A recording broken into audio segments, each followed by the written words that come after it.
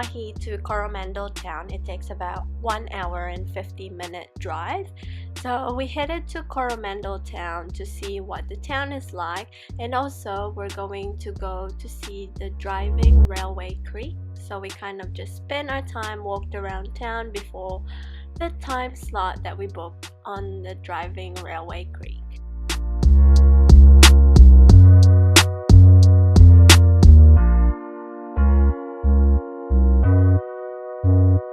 We made it to Coromandel Town. It was a little bit rainy when we got here, and now it's sunny. It looked like it didn't even rain at all. But yeah, so we were just walking along, killing time around the town. It's actually quite a very nice small town. But it's very pretty. Like there's lots of local stuff. So now we're heading to the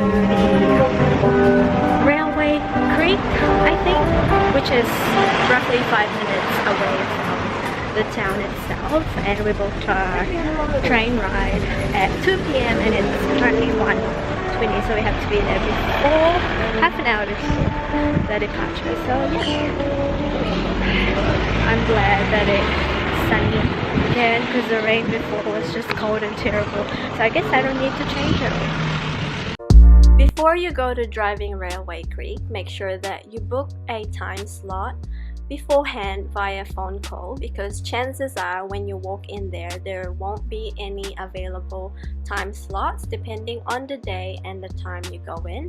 And here are the prices or fares for the travel tour. It's relatively cheap and they run every hour.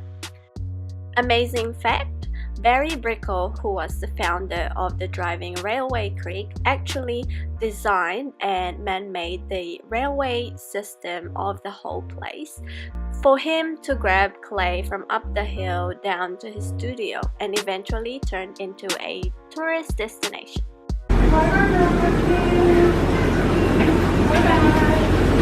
Sorry about the time.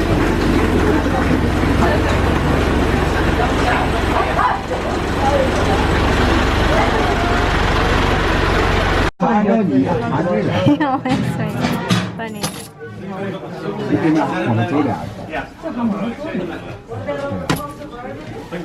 We made it in the train. We're excited to see what's out there. This is a no smoking journey, but just a couple of safety points. Keep your elbows, your head, your cameras inside the carriage at all times, please. We do travel very close to bridges, buildings, trees and tunnels, and there's also a kiln that's very close when we pull off as well. Mind you don't bang your head when you do get off and on the train. The roof is very low, very hard, and keep your gates closed at all times, please. Now, very important, children must remain seated at all times, no standing on the seats. And for your safety, we do have fire extinguishers, first aid kits and radios on the train. So I'll give you a commentary on the way up. We'll have a 10-minute break at the top, so get your cameras ready, sit back, relax and enjoy. Thank you. Now the kiln on my right, very close. Everything inside, please.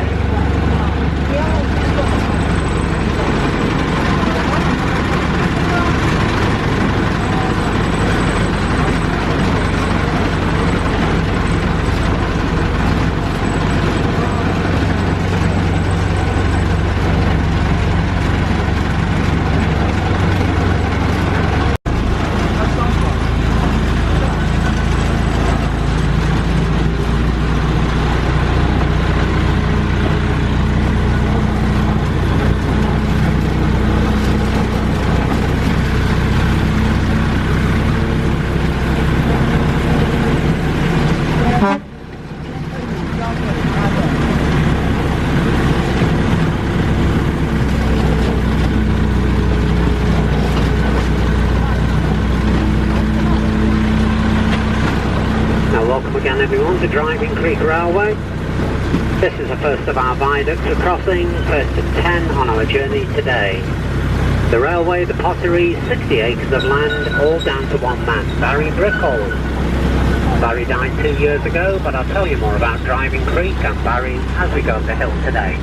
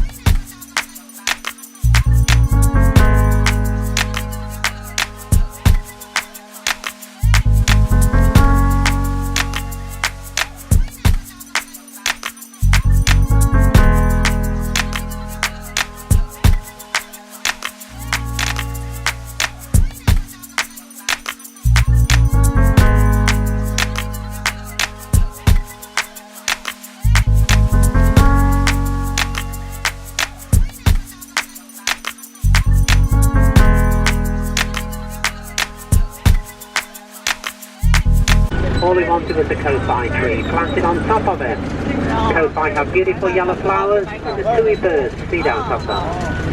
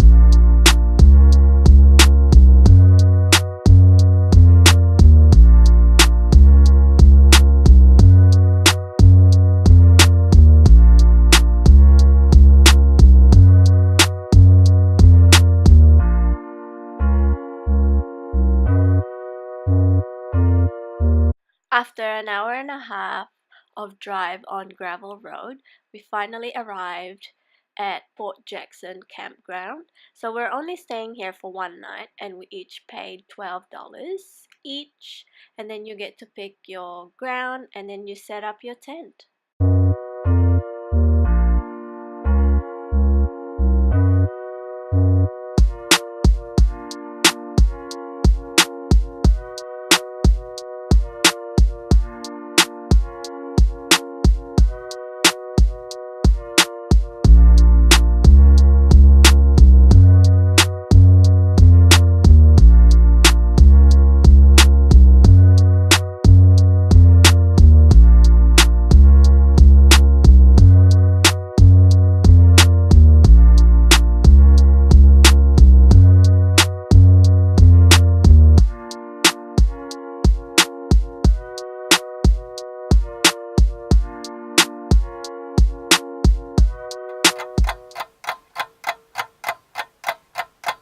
We did it.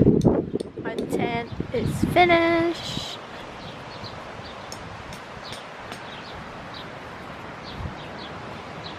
It's a pretty big tent.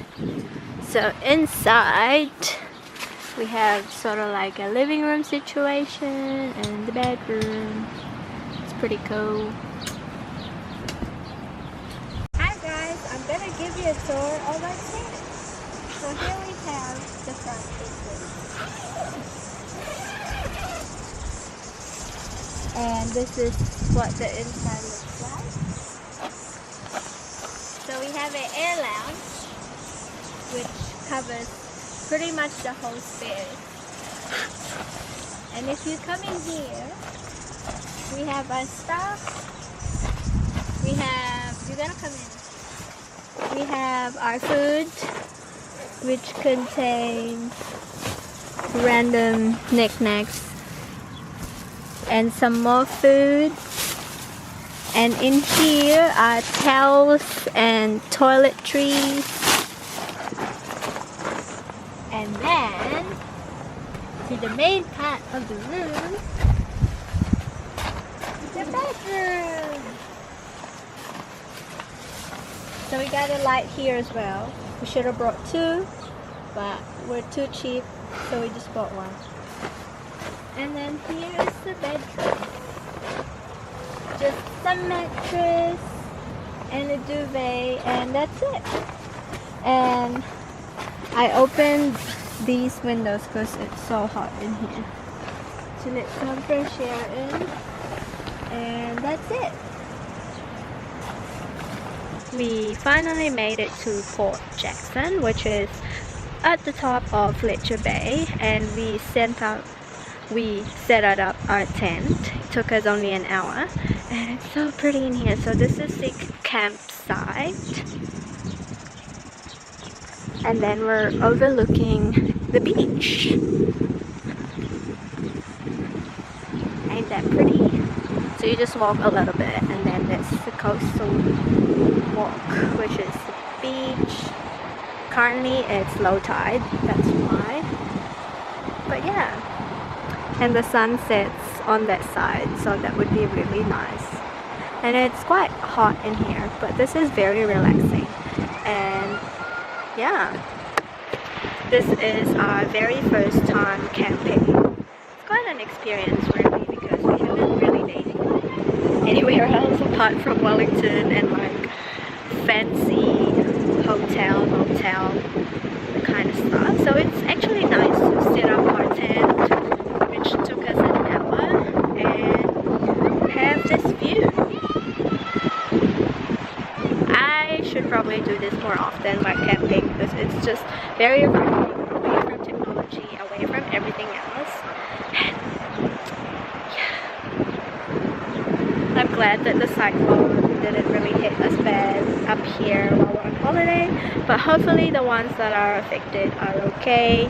We managed to get help. And yeah, I will give you guys another overview of the beach.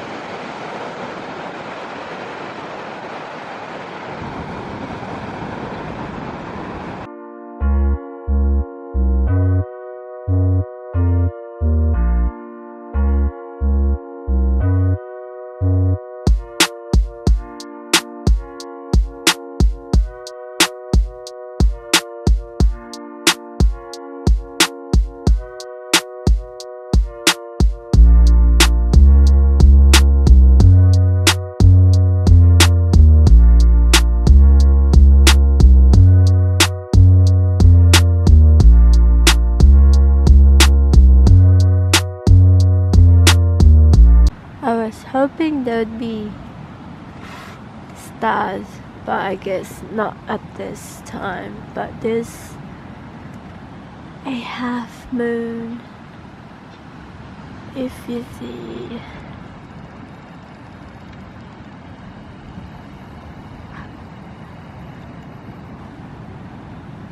It's so pretty.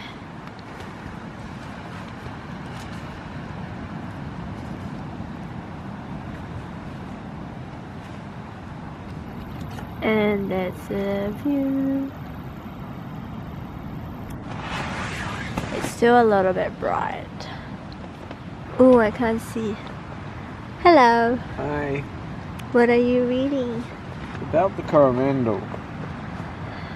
That's good. Trying to figure out where to go tomorrow. We know where we're going tomorrow. Luckily we have this air lounge and it was very helpful. You didn't It even made want it- it. No, I didn't, but it made it look comfortable in here rather than sitting on the ground. That's the bed. It's quite cold. I took a shower and oh my god, the water is so cold. It's freezing. But it was nice and refreshing. So we'll see. Hopefully it's not too windy tonight. It's getting a bit cold though. Sun is set. Should have brought a book. We got a torch. Teeny tiny torch. It's dark outside now.